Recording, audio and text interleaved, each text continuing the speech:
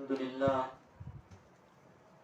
لله نحمده ونستعينه ونستغفره ونؤمن به ونتوكل عليه ونعوذ بالله من شرور أنفسنا ومن سيئات أعمالنا من يهد الله فلا مضل له ومن يضلل فلا هادي له أشهد أن لا إله إلا الله وحده لا شريك له وأشهد أن محمدا عبده ورسوله الذي أرسل رسوله بالحق بشيرا ونذيرا وداعيا إلى الله بإذنه وسراجا منيرا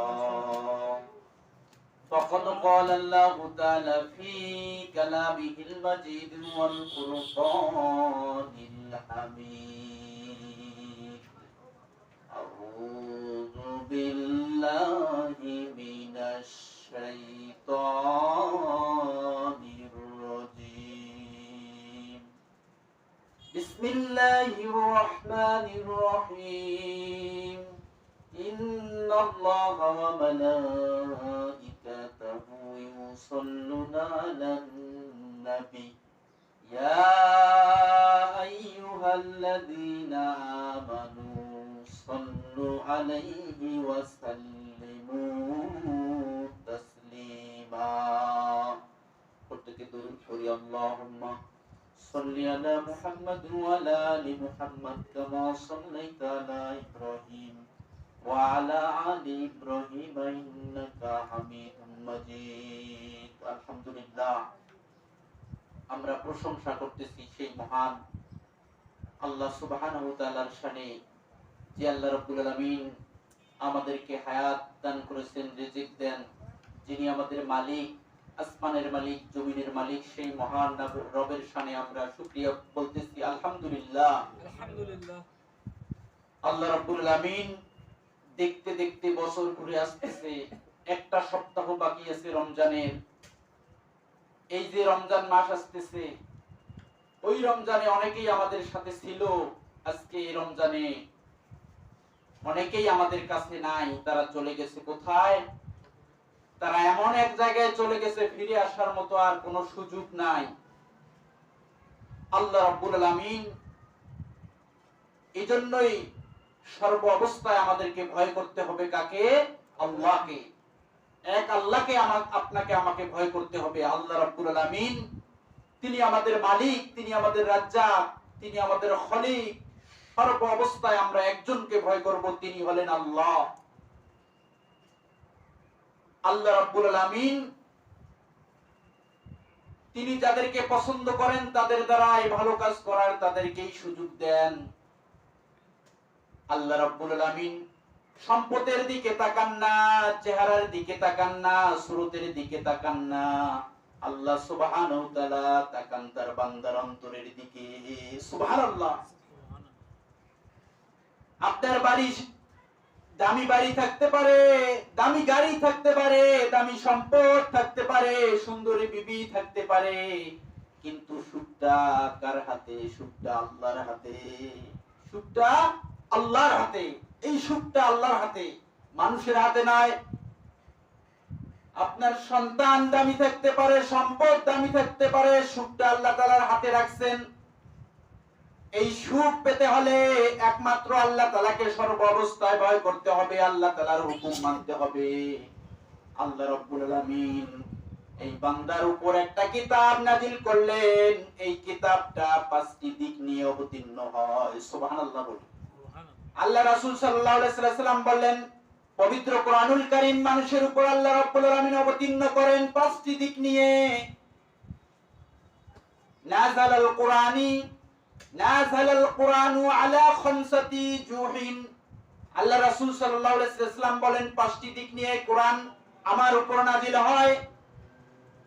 হালালুন, প্রথম নাম্বার দিক হচ্ছে হালাল, ওয়া হারাম, এরপর হারাম। হালালের পরে আল্লাহ রাব্বুল আলামিন বলতেছেন হালালের পর আমি যে দিকটা দেই সেটা হচ্ছে হারাম। এরপরে মুহকামুন, সুস্পষ্ট, এরপর মুতাশাবিহা, দুর্বোধ্য স্পষ্ট, যার খবর যার অর্থ জানেন আল্লাহ রাব্বুল আলামিন। এরপর 5 নাম্বার বলতেছেন আল্লাহ সুবহানাহু ওয়া তাআলা আমসাল, উপদেশ, উপমা। আল্লাহ রাসূল সাল্লাল্লাহু আলাইহি ওয়াসাল্লাম বলেন এই 5টি দিক দিয়ে কোরআন অবতীর্ণ হলো। এই 5টি আমার উম্মতকেই মানতে হবে। যে বান্দা মানতে পারবে সফলতা তার আছে না নাই? এই 5টি দিক যে মানতে পারবে। আল্লাহ রাব্বুল আলামিন বললেন তোমরা প্রথমে হালালকে হালাল বলে স্বীকার করো, এরপরে হারামুন হারামুল্লাহ, হারাম, তোমরা হারামকে হারাম বলে স্বীকার করো। হালাল যেটা সেটা সুস্পষ্ট, এটা প্রকাশ হয়ে গেছে, আল্লাহ রাসূল সাল্লাল্লাহু আলাইহি ওয়াসাল্লাম কোরআন হাদিসের মধ্যে উল্লেখ করেছেন। সুতরাং বলতেছে এই কোরআনে আমি প্রথম একটা দিক দিয়েছি, সেটা হচ্ছে হালাল। কোরআনে যেগুলো হালাল আছে এগুলো তোমরা এই হালালের কথা, হালালের জ্ঞানকে স্বীকার করো, হালালগুলোকে তোমরা স্বীকার করে মেনে নাও। হারাম যেগুলো আছে হারামগুলোকে তোমরা অস্বীকার করো, এগুলোকে নাজায়েজ হিসেবে গ্রহণ করো। এরপর বলতেছে মুহকাম, আল্লাহ রাসূল সাল্লাল্লাহু আলাইহি ওয়াসাল্লাম বলতেছেন মুহকাম। কোরআনে মুহকামুন শব্দের অর্থ সুস্পষ্ট। কোরআনে আল্লাহ রাব্বুল আলামিন এই আয়াতগুলো রেখেছেন সুস্পষ্ট ভাবে। এর অর্থ দুনিয়ার সমস্ত মানুষ যাতে বুঝতে পারে, এজন্যই আল্লাহ রাব্বুল আলামিন সহজ সরল সুস্পষ্ট ভাবে আয়াতগুলোর অর্থ বুঝিয়ে দিয়েছেন। সুবহানাল্লাহ। কোরআনে এমন কিছুগুলো অর্থ আয়াত আছে যার অর্থ মুহকামুন, সহজ সরল সুস্পষ্ট, কোন বোঝা, এত সহজ সরল, যার অর্থ ছেলে যেরকম মাকে চিনতে কোনো বাধা থাকে না, বিপত্তি থাকে না, অনুরূপ ভাবে কোরআনের আয়াতের অর্থ বুঝতে কোনো বাধা থাকে না, একবারেই সহজ। সুবহানাল্লাহ। এরপর আল্লাহ রাব্বুল আলামিন, আল্লাহ রাসূল সাল্লাল্লাহু আলাইহি ওয়াসাল্লাম বলেন মুহকামুনের পর ওয়া মুতাশাবিহা এমন কিছুগুলো অক্ষর আছে যার অর্থ আল্লাহ রাসূল সাল্লাল্লাহু আলাইহি ওয়াসাল্লাম, আল্লাহ রাসূল আর আল্লাহর ফেরেশতা ছাড়া কেউ জানে না। যেমন আলিফ লাম মিম, এর অর্থ জানেন কে? আল্লাহ রাসূলই ভালো জানে। সুবহানাল্লাহ।